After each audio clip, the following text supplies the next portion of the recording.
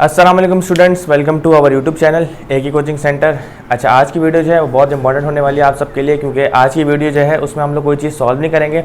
आज की video totally based उन चीज़ों पे है जिन चीज़ों में आप जो है 80% मार्क्स जो है वो ला सकते हैं। सही है।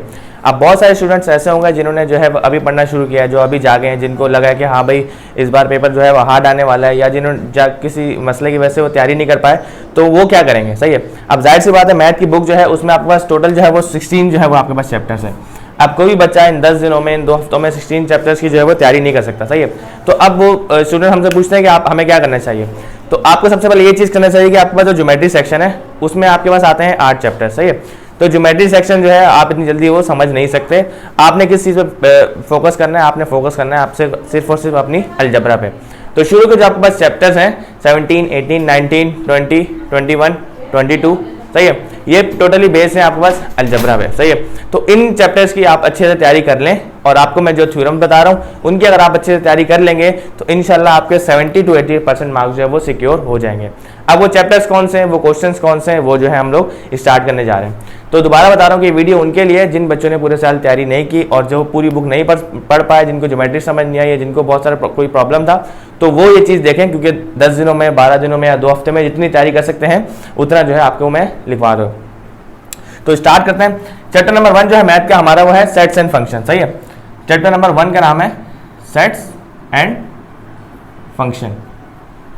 अब सेट्स और फंक्शन में आपके पास कितनी एक्सरसाइज हैं? आपके पास एक्सरसाइज है 17.1, 2, 3, 4 और 5। सही है।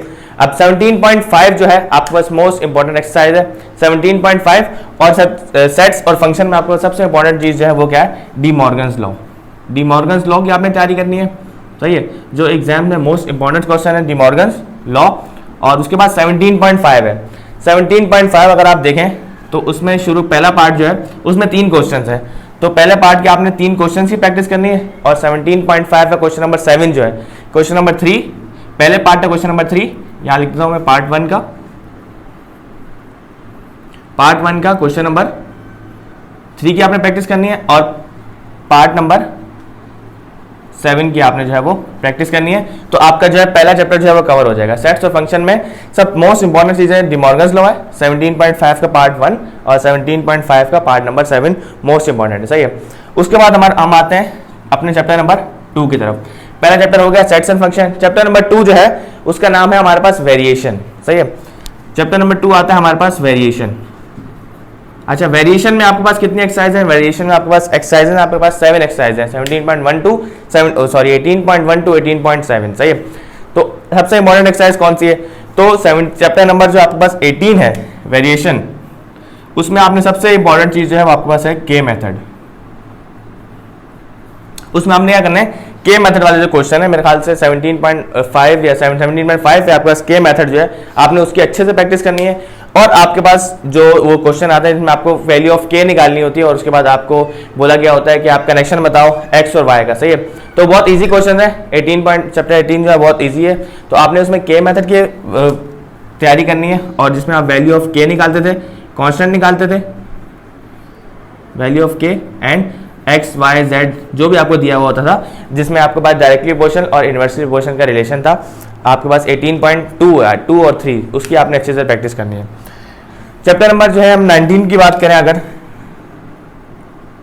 चैप्टर नंबर 19, सही है।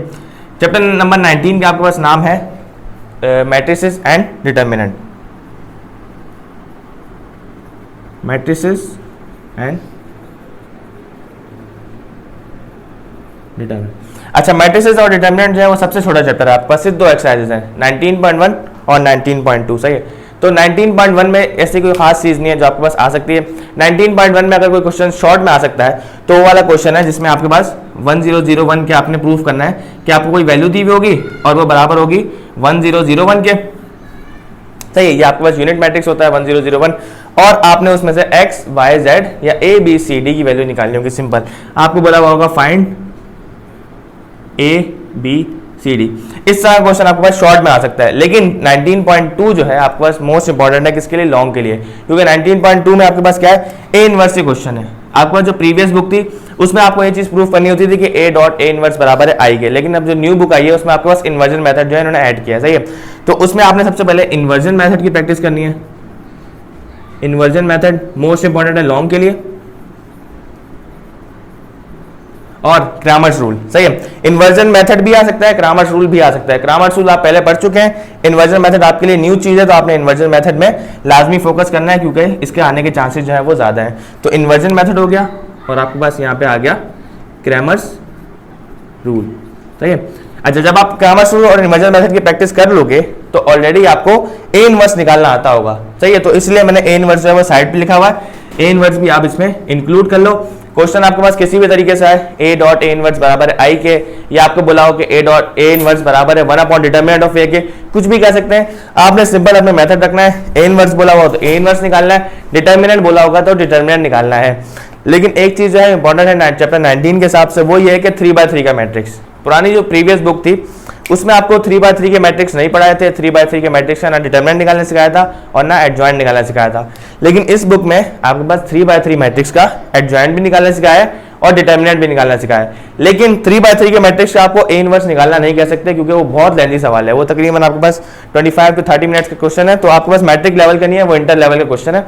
तो आप क्या करोगे, 3x3 का जो मैट्रिक्स है एक बार उसका डिटरमिनेंट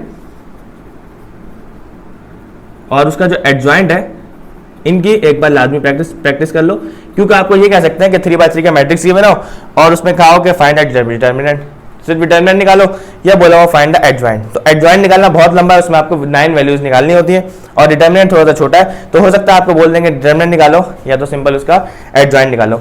तो ये चैप्टर हो गया आपके पास chapter number 1 sets and function variation, और चैप्टर नंबर 3 आपके पास मैट्रिसेस एंड डिटरमिनेंट। अब हम बात करेंगे चैप्टर नंबर 4। चैप्टर नंबर 4 जो है, और बुक का आपके पास चैप्टर नंबर 20 है।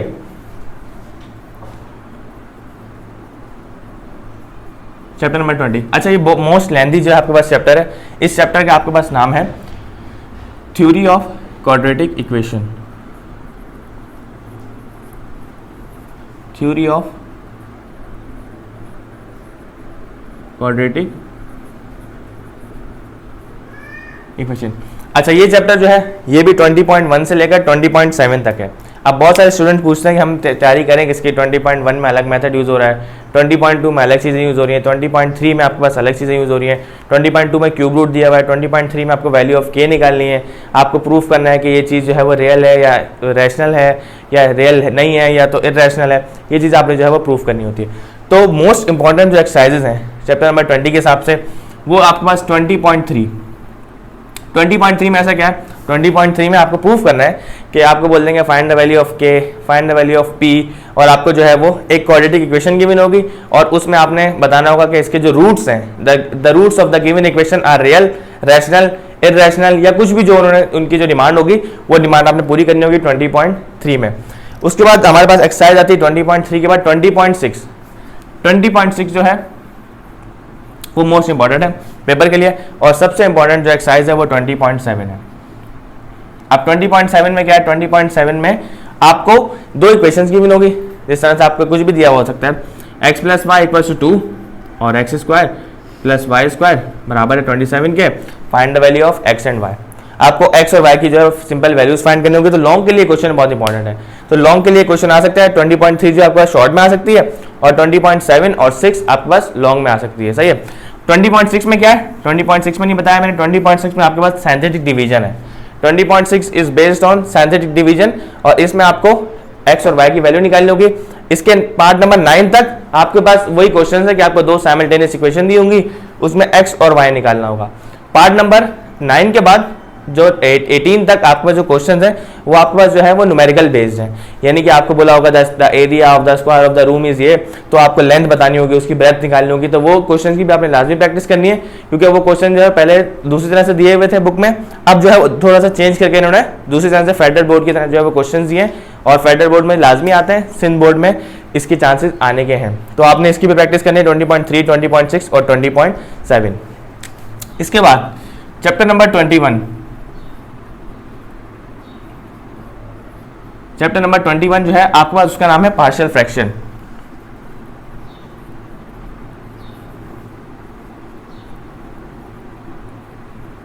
अच्छा, ये पार्शियल फ्रैक्शन चैप्टर जो है ये आपके पास पुरानी बुक में इसका जो है वो कोई तसव्वुर नहीं था, कोई इसका जो है वो काम नहीं था। न्यू बुक में आपके पास पार्शियल फ्रैक्शन जो आया है तो स्टूडेंट्स के लिए बहुत न्यू चीज़ है, सही है। तो इसका एक क्वेश्चन जो है पेपर में लाजमी आएगा, और वो क्वेश्चन कौन सा हो सकता है? सिर्फ 4 एक्सरसाइज हैं, 20.1, 20.2, 20.3 और 20.4, सही है। तो 20.4 जो है आपके पास मोस्ट लेंथी है, तो 20.4 जो है पेपर में आने का कोई चांस बनता नहीं है, क्योंकि 20.4 में अगर आपको पेपर में दे दी गई तो आपका आधा पौना घंटा जो है 20.4 में ही ज़ाया होगा। तो आपने 20.2, 1, 2 और 3 की ही प्रैक्टिस करनी है। अब वो चाहे लॉन्ग में आए, अब वो चाहे शॉर्ट में आए, आपको मेथड सेम है।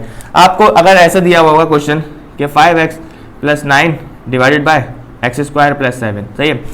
फॉर एग्जाम्पल आपके पास ये क्वेश्चन दिया हुआ है, तो आप समझ जाओगे नीचे x² आ रहा है तो नीचे यानी कि क्वाड्रेटिक इक्वेशन है। तो आप इसको पार्शियल फ्रैक्शन में चेंज कैसे करोगे? आप इसको ऐसे चेंज करोगे कि जब भी मैंने आपको ये चीज़ बताई हुई थी कि ax, जब आपके पास क्वाड्रेटिक इक्वेशन ना, तो पहले वाले वेरिएबल के साथ क्या आ जाएगा? a के साथ आ जाएगा x + b, ax + b, सही है। और उसके बाद आपके पास आ जाएगा नीचे x² + c के नीचे आपके पास आ जाएगा 7। अगर आपको इस तरह से क्वेश्चन दिया हो तो आप देखते समझ जाओगे क्वाड्रेटिक इक्वेशन है। वैसे आपको 20.1 और 20.2 से क्वेश्चन आने के चांसेस ज़्यादा है, लेकिन आपने 20.3 की भी प्रैक्टिस करनी है। अगर 20.3 आएगी तो वो आपके पास लॉन्ग में आएगी, तो सॉरी, तो आपके पास 21.1, 21.2 और 21.3 जो है वो मोस्ट इंपॉर्टेंट एक्सरसाइज है चैप्टर नंबर 21 पार्शियल फ्रैक्शन से। 20.4 बहुत ज़्यादा लेंथी है तो उसकी प्रैक्टिस आप ना करें। 20.1, 20.2 और 20.3 आपने अच्छे से प्रैक्टिस करनी है। उसके बाद जो आपके पास लास्ट चैप्टर है बचता है किसका? अलजबरा का। वो आपके पास है स्टैटिस्टिक्स।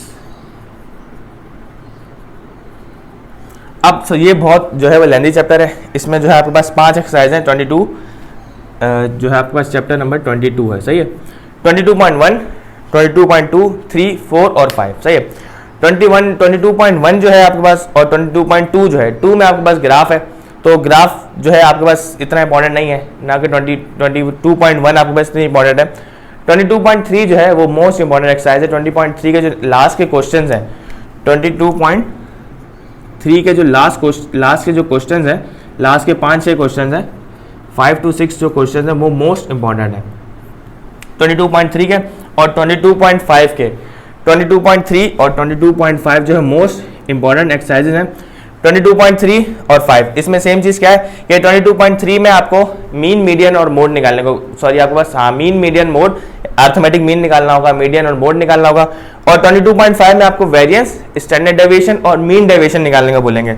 22.3 में आपके पास क्या है कि आपको बोलेंगे अर्थमेटिक मीन निकालो, मोड निकालो, मीडियन निकालो, ठीक है। आपके पास ग्रुप डेटा भी दिया हो सकता है, अनग्रुप डेटा भी दिया हो सकता है, लेकिन 22.5 जो है वो थोड़ी ज़्यादा लेंथी है। उसमें आपको वेरिएंस निकालने का बोला होगा, आप वेरिएंस निकालोगे, आप उसमें स्टैंडर्ड डेविएशन निकालोगे, उसमें आप मीन डेविएशन निकालने को आपको बोला होगा।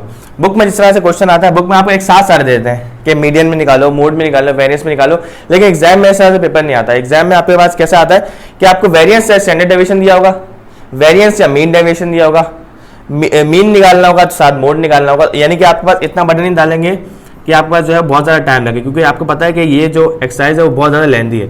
अगर आपके पास डेटा में एक चीज़ की भी मिस्टेक हो गई तो आप जो है पूरा क्वेश्चन आपका गलत हो जाएगा, सही है। तो ये आपके पास चैप्टर्स हो गए, चैप्टर नंबर 1, चैप्टर नंबर 2, 3, 4, 5 और 6।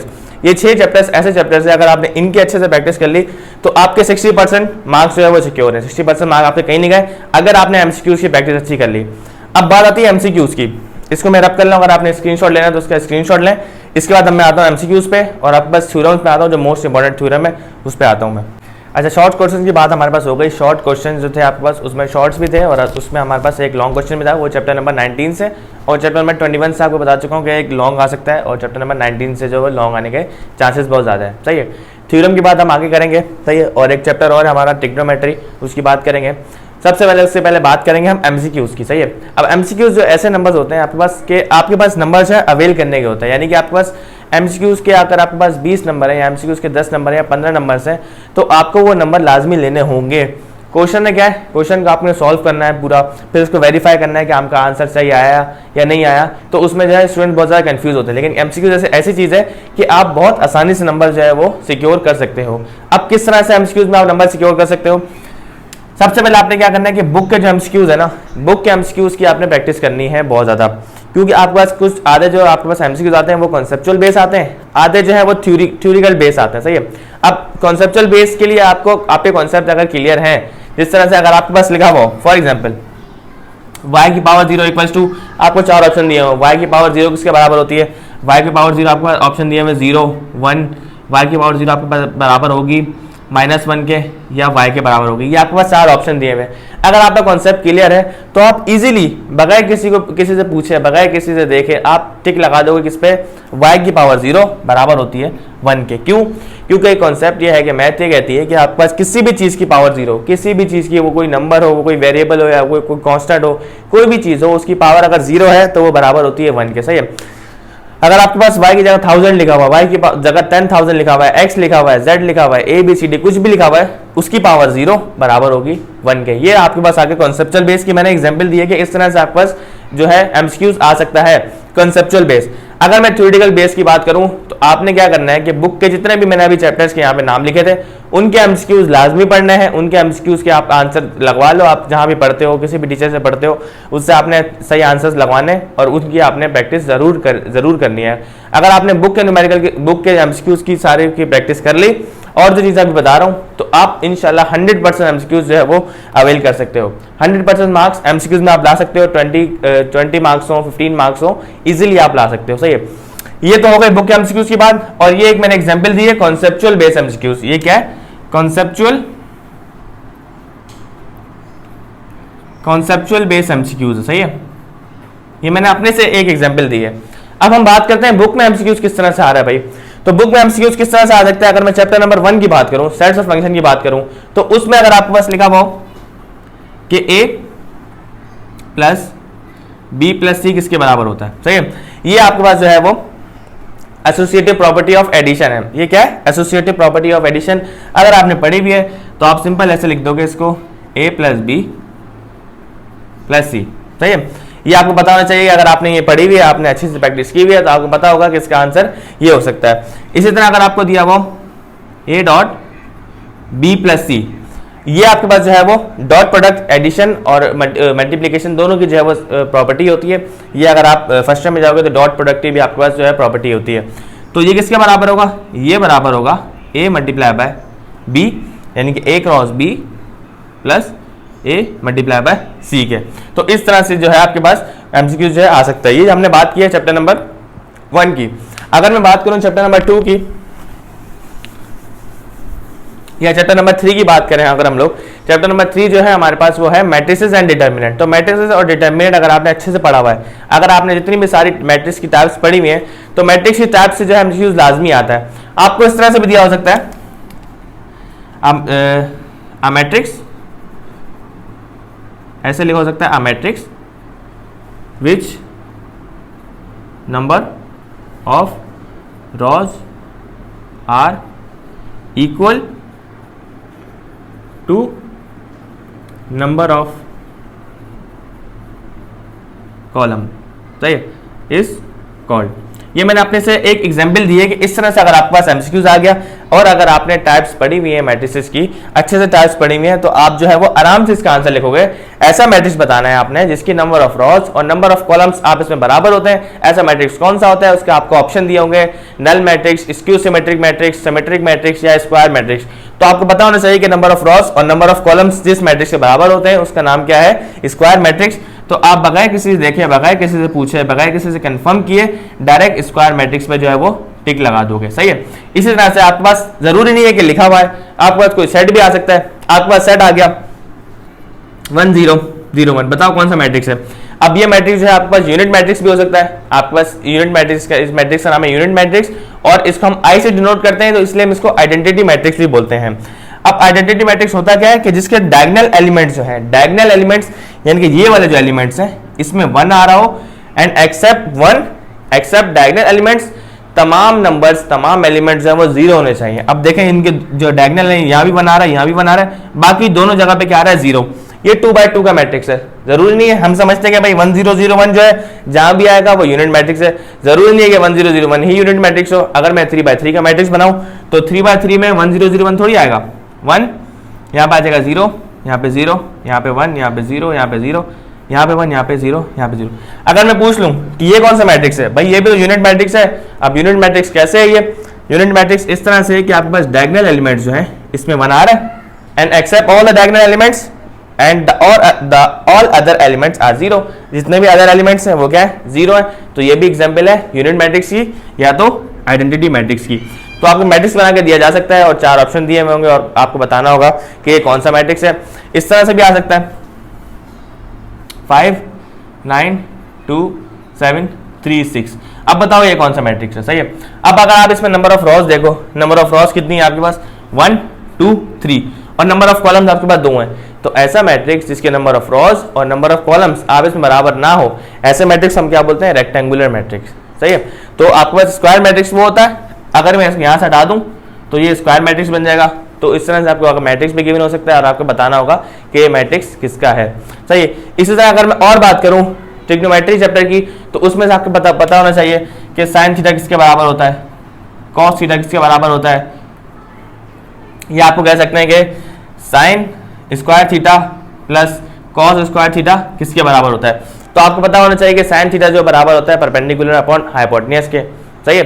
साइन थीटा बराबर होता है परपेंडिकुलर अपॉन हाइपोटेन्यूज के, और कॉस थीटा बराबर होता है परपेंडिकुलर बेस अपॉन हाइपोटेन्यूज के। सही है।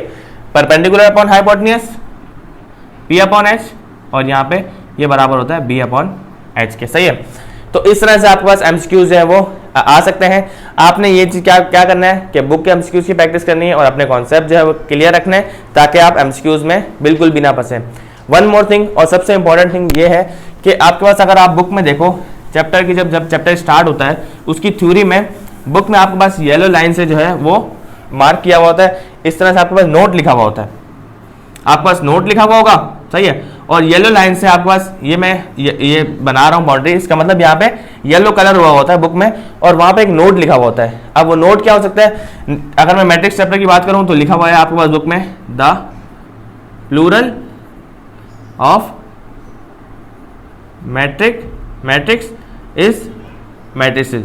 सही है। अब स्टूडेंट से पूछो कि मैट्रिसेस क्या होता है, वो बोलते हैं पता ही नहीं मैट्रिसेस क्या होता है, हमने तो मैट्रिक्स पढ़ा है। भाई मैट्रिक्स क्या होता है? मैट्रिसेस क्या होता है? मैट्रिक्स की जो प्लूरल फॉर्म है यानी कि मैट्रिक्स की जमा को हम मैट्रिसेस बोलते हैं। ये जिस बुक वालों ने मेंशन की भी है, स्टूडेंट्स ने इसको नहीं पढ़ा, अगर पेपर में आ जाता है तो बोलेंगे हमें तो पता ही नहीं मैट्रिसेस होता क्या है, हमने तो मैट्रिक्स पढ़ा भाई। तो चैप्टर का नाम ही आपके पास मैट्रिसेस एंड डिटर्मिनेंट है। तो आपको समझ जाना चाहिए कि मैट्रिक्स की जमा यानी कि बहुत ज्यादा मैट्रिक्स की बात होगी, 2 या 2 से ज्यादा मैट्रिक्स की बात होगी तो हम मैट्रिसेस बोलेंगे, एक मैट्रिक्स की बात होगी तो हम मैट्रिक्स बोलेंगे। और ये चीज भी आपको पता होनी चाहिए कि मैट्रिक्स को आप डिनोट करते हो कैपिटल लेटर से और अंदर जो एलिमेंट्स आते हैं वो आपके पास स्मॉल आते हैं। तो एमसीक्यूज के लिए आपने 3 चीजें फॉलो करनी है। नंबर 1 ऑल बुक एमसीक्यूज, आपने तमाम बुक के एमसीक्यूज रीड करना है। नंबर 2 में आपने क्या करना है? नंबर 2 में आपने कॉन्सेप्चुअल बेस एमसीक्यूज की तैयारी करनी है, कॉन्सेप्चुअल बेस एमसीक्यूज। और नंबर 3 में बुक नोट्स, जो बुक में आपको नोट्स दिए हुए होते हैं ना, बुक में लिखा हुआ होता है नोट करो कि ये येलो लाइन से डॉटेड जो होता है, येलो लाइन से आपके पास जो है वो कलर्ड हुआ होता है, वो चीज़ आपने पढ़नी है। अगर आपने ये चीज़ पढ़ ली तो इंशाल्लाह आप 100% एमसीक्यूज करोगे और आपको किसी से भी पूछने की जरूरत नहीं पड़ेगी। अच्छा, तो हमने अपने अलजेब्रा के चैप्टर्स के शॉर्ट की भी और लॉन्ग की भी बात कर ली, हमने बात कर ली एमसीक्यूज की। सही है। एमसीक्यूज में हम नंबर किस तरह सिक्योर करेंगे? दोबारा बता रहा हूँ कि ये उन बच्चों के लिए है जिन बच्चों ने अभी तैयारी करना स्टार्ट की है या जिन बच्चों ने तैयारी करना छोड़ दी थी या जिनको लगता है कि टाइम बहुत कम है, हमारा सिलेबस कंप्लीट नहीं हुआ। तो ये उन बच्चों के लिए जो बच्चों ने पूरा साल पढ़ा है, जिन्होंने पूरे साल मेहनत की, उन्होंने तमाम चैप्टर्स की प्रैक्टिस करनी है, तमाम थ्योरम्स की भी प्रैक्टिस करनी है और तमाम एक्सरसाइजेज की भी प्रैक्टिस करनी है। सही है। ये सब उन बच्चों के लिए है जो अभी जागे हैं या तो जिनका कोई मसला हो गया था या जिनकी प्रिपरेशन सही से हो ही नहीं पाई या जिनका कॉन्सेप्ट क्लियर नहीं हुआ, जिनको अच्छा टीचर नहीं मिला, ये उनके लिए। अच्छा, अब हम बात करते हैं, एक चैप्टर हमारा रह गया, वो कौन सा है? ट्रिग्नोमेट्री। अच्छा, ट्रिग्नोमेट्री चैप्टर जो है ये बच्चों को बहुत ज़्यादा जो है मुश्किल लगता है। हालांकि ज्योमेट्री में आपके पास आ रहा है ये चैप्टर ट्रिग्नोमेट्री, लेकिन स्टूडेंट्स को बहुत ज़्यादा मुश्किल लगता है। हालांकि इतना मुश्किल है नहीं, इसमें साइन कॉस फंक्शन की हम लोग ट्रिग्नोमेट्रिक्स फंक्शन की बात कर रहे होते हैं ना, साइन की, कॉस की, कॉट की, टेंजेंट थीटा की। सही है। तो इनकी हम बात कर रहे होते हैं। तो इसमें आपके पास जो है 5 एक्सरसाइजेज हैं। कौन सी? चैप्टर नंबर कौन सा? ट्रिग्नोमेट्री चैप्टर नंबर आपके पास 30 है। ये चैप्टर नंबर कौन सा है? चैप्टर नंबर 30 है हमारे पास। अब चैप्टर नंबर 30 में जो मोस्ट इंपॉर्टेंट एक्सरसाइजेज हैं वो आपके पास 30.4 और 30.5। 30.4 में क्या है, 30.4 में आपको प्रूफ करना होगा कि sine cube theta, for example दे रहा हूँ, हो सकता है क्वेश्चन जो है वो वेरीफाई ना हो जो मैं यहाँ लिख रहा हूँ, लेकिन आपको एग्जाम्पल दे रहा हूँ कि साइन क्यूब थीटा बराबर होता है cot theta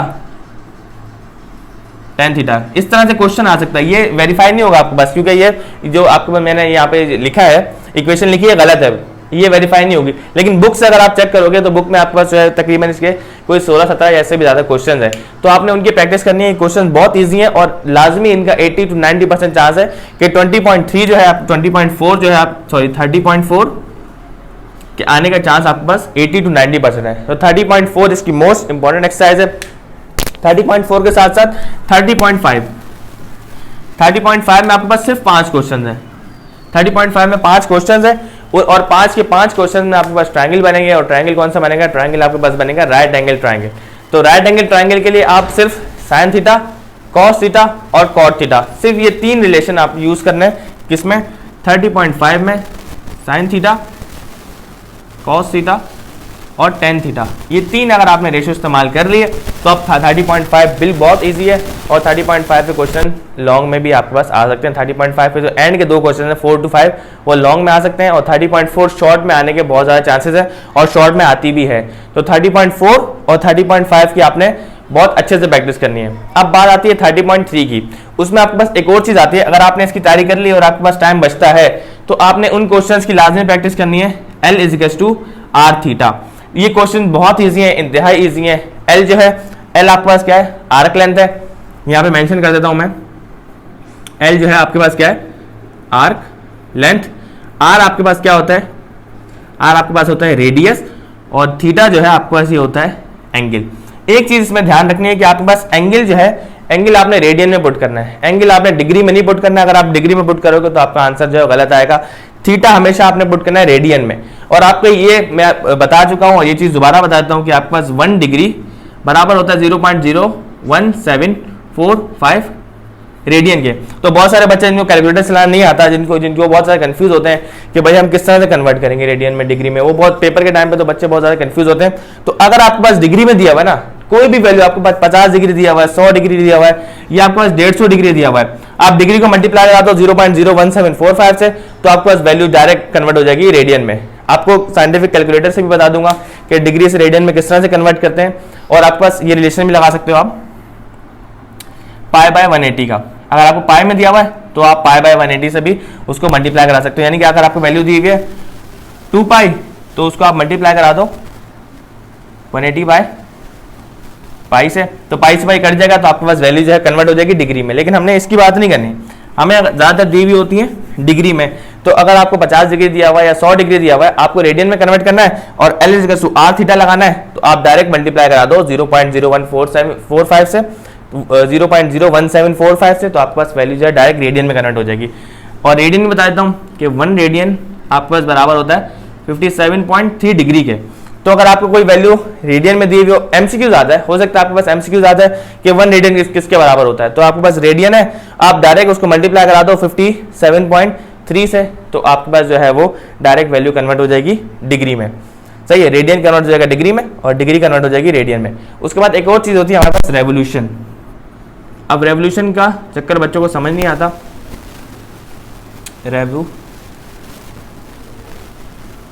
revolution 1 revolution, 2 revolution या 3 रेवोल्यूशन, इसका मतलब क्या होता है।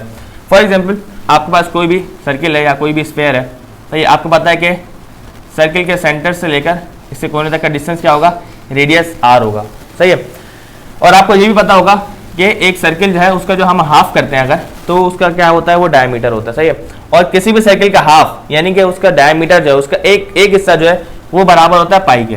सही है, सर्किल है उसको हाफ करोगे ना तो उसका एक हिस्सा बराबर होगा पाई के और दूसरा वाला हिस्सा भी किसके बराबर होगा, पाई के। तो पाई और पाई इन दोनों का जब आप ऐड करोगे तो एक पूरा सर्किल बराबर होता है 2 पाई के। एक पूरा सर्किल बराबर होता है 2 पाई के। और अगर मैं डिग्री में बताना चाहूँ, ये 2 पाई जो है वो रेडियन है। अगर किसी भी वैल्यू के साथ पाई आ रहा है, इसका मतलब आप समझ जाओ कि वो वैल्यू रेडियन में गिवन है। और अगर मुझे पता करना हो कि पूरा सर्किल जो है ये कितने डिग्री का है, तो आपको पता होना चाहिए कि एक सर्किल जो है वो 360 डिग्री का होता है। तो 360 का अगर मैं आधा करूँ तो मेरे पास होता है 180। तो अगर मैं बात करूँ डिग्री में तो आधा सर्किल बराबर होता है 180 डिग्री के और आधा सर्किल बराबर होता है 180 डिग्री के। तो अगर आपको रेवोल्यूशन में गिवन है तो आप रेवोल्यूशन को पहले कन्वर्ट करो डिग्री में। अगर आपको बोला हुआ है 1 रेवोल्यूशन, तो 1 रेवोल्यूशन का मतलब होता है 360 डिग्री। अगर आपको बोला हुआ है 2 रेवोल्यूशन, 1 हटा दिया, आपको बोला हुआ है 2 रेवोल्यूशन, तो 360 को मल्टीप्लाई कर दो 2 से। अगर आपको बोला हुआ है 3 रेवोल्यूशन, तो आप इसको मल्टीप्लाई करा दो 360 को 3 से, सही है। तो आपके पास कन्वर्ट हो जाएगी डिग्री में। फिर अगर डिग्री से रेडियन में कन्वर्ट करना है तो आपके पास रिलेशन मौजूद है, जितना डिग्री हो उसको मल्टीप्लाई करा दो 0.01745 से, तो आपके पास वैल्यू डायरेक्ट कन्वर्ट हो जाएगी किसमें, रेडियन में।